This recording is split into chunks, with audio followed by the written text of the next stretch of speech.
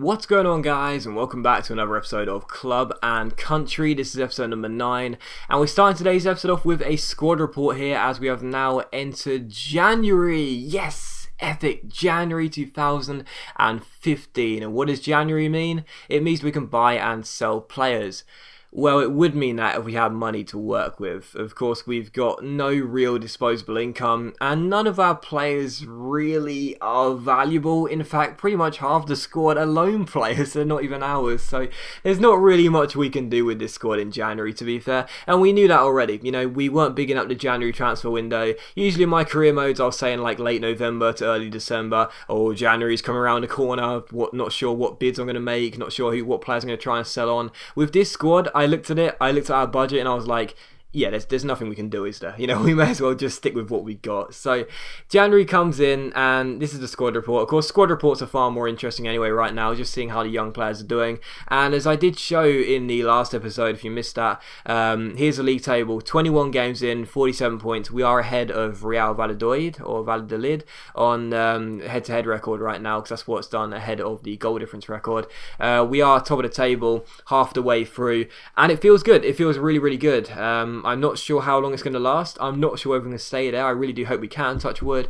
But even so, it's good to know we've had a brilliant first half of the season and we want to keep it up. As you can see by the budget though, really there's no money to work with whatsoever. I mean, the best thing we could hope to do is possibly bring in one decent player, a fringe player, but I don't really see the point, to be honest. We may as well just work with what we got. But Javi Soria is leaving the club, one of the players that were here when we took over. He's leaving at the end of his contract. He's got his contract up at the end of the year. Got like quite a few players do, really, but I'm not going to renew any of them. Now he's going away at the end of the season. That's totally fine with me. And we had a transfer offer to start the episode off. Raul Fernandez was wanted by two clubs, both FC Metz and also UNAM, the Mexican side. I think they're Mexican. Both of those clubs wanted my goalkeeper for £1.1 million, and I asked them for £1.5 million, and the Mexican side matched that, and I was like, wow, I didn't expect that, because 1.1 million to 1.5 isn't a lot, obviously, but what I've usually found in career mode is when you counter offer for a player who isn't very highly rated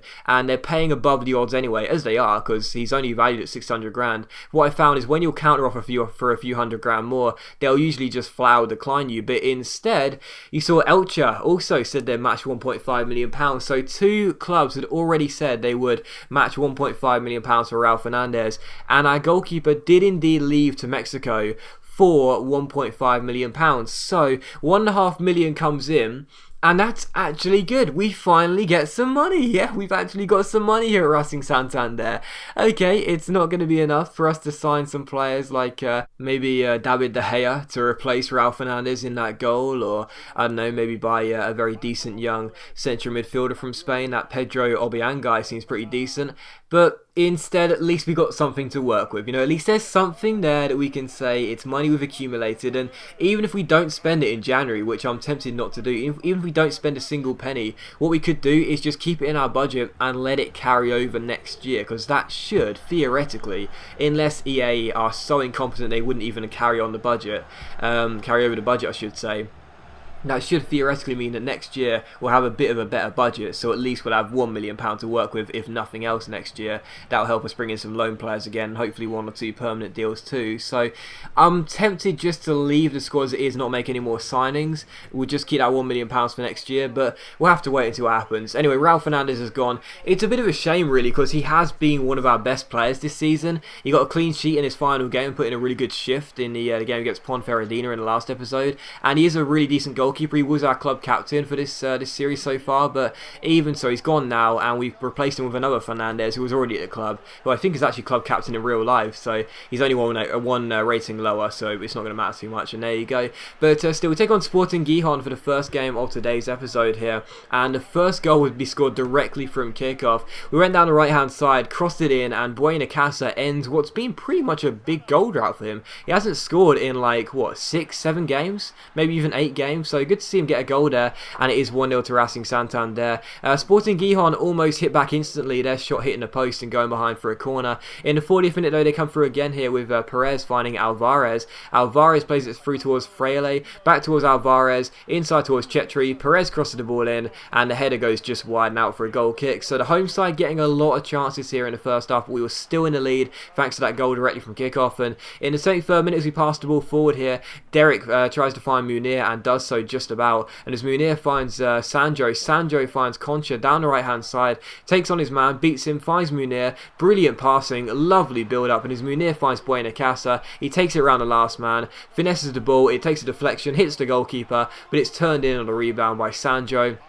And Concha even, and Concha makes it Sporting Gijon 0, Racing Santander 2. So nice little passing build up there. Shame Buenacasa couldn't wrap it off, but Concha did get the rebound goal, and it's 2-0, and the points are secured. And in the 82nd minute, a great chance to make it 3-0. We kick the ball out with Fernandez and go on a break. Flick it on towards Jose Pozo. You see me select counter attack there, but in the end we didn't even need to, because as soon as Buenacasa went forward, he wasn't going to miss on the one-on-one, and he makes it 3-0 with his second goal of the game. So Sergio Buenacasa makes it Sporting Gijon 0, Racing Santander 3, and we are going to stay top of the table with another win and another 3 points added in the bag. So 3-0 to us, but the last chance would fall to Sporting Gijon here as Perez finds Chetri on the edge of the area. He shoots, but it hits the post, and then it hits the post again as I try to get the ball away, hit the ball off our goalkeeper, our new sort of first choice goalkeeper now, and thankfully for us he dived on the rebound. So 3-0 the final score. Very, very pleased to get a clean sheet in that game since we have now changed our goalkeeper, but what I'll say is that it was a very unconvincing clean sheet. They had a lot of chances, hit the post 3 times, and yeah, that game could have been 3-3, 4-3 to Sporting Gijon. They played just as good as us. Thankfully for us though, we were a bit more clinical than them, and that's why we got the 3 points and they ended up with a 0. But as we take on Numancia for the second and final game of today's episode, I know I usually do 3 games, sometimes 4 at a stretch in this series, but the reason why this episode only has 2 games, and why the next one only has 2 games, and why the one after that might only have 2 games as well is of course because we are in January now, and that does mean there's usually 1 or 2 games less than we usually do in career modes, just because there's so many emails to get through, and otherwise if we played 3 or 4 games the video would be way too long. But still, we take on Numancia here, and we return to home as well, return to home soil. And one thing I've noticed as well, I didn't pick up on this at the start, but I changed the name of the stadium to the Sardinero, which is what this Racing Santander team should have as their stadium. I changed the name of the stadium, but it's gone back to Stade Municipal, the default name. Why is that? Why is that not stuck? I don't get it, but still, it's just a trivial thing really, but still annoying regardless. But anyway, we take on Numancia for the second and final game of today's episode. We had the first chance 16 minutes in, but I had a good opportunity wasted with Munir. Went through one-on-one, but I messed up the finish and it was still scoreless. And in the 65th minute, Numancia came forward themselves. Palanta down the right-hand side, takes on his man, and this was just really clumsy, and I only had myself to blame. With Derek, with the centre-back there, I went to cross-field the ball and play it towards the right-back, Hector Bellerin, and as the opposing Numancia player slipped, I thought he had more time in the box to dilly-dally. Instead I didn't, because he got straight back to his feet and charged down our centre-back on loan from Real Madrid, and I just took an extra touch there, didn't need one, then went to pass the ball away. Palanta went through, Palanta even, and it wasn't a tackle by Derek, it was meant to be a pass, and his body sort of just checked him by accident. So it was completely accidental, but still my fault for being a bit too lazy on the ball there and careless. But a chance for Numancia to score a goal here with 20 minutes on the clock. It's Alvarez against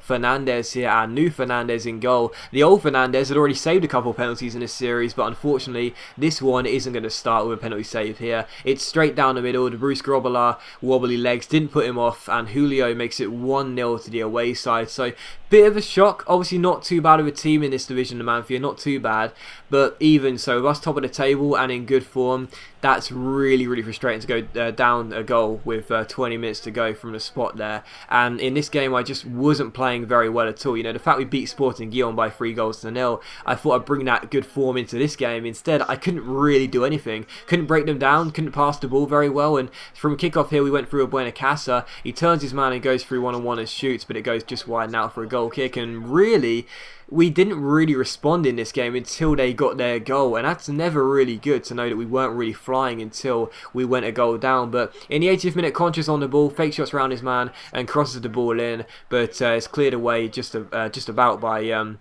Numancia, we get it back with Granero. He fake shots around his man, finds Sandro, and his shot is saved. And it was how the game would finish as well. So it's our first league defeat in quite a while, but still a really big shame. We should have at least got a point out of that, but I didn't do well enough. I was lazy on the ball, didn't show enough urgency, and that is a very frustrating loss there for the first one in quite a few games. But that's going to end the episode. So as always, a big thank you for watching the video, guys. I really hope you have enjoyed it. If you have enjoyed the episode, then please do leave a like, and I'll see you for the next episode of Club and Country very soon.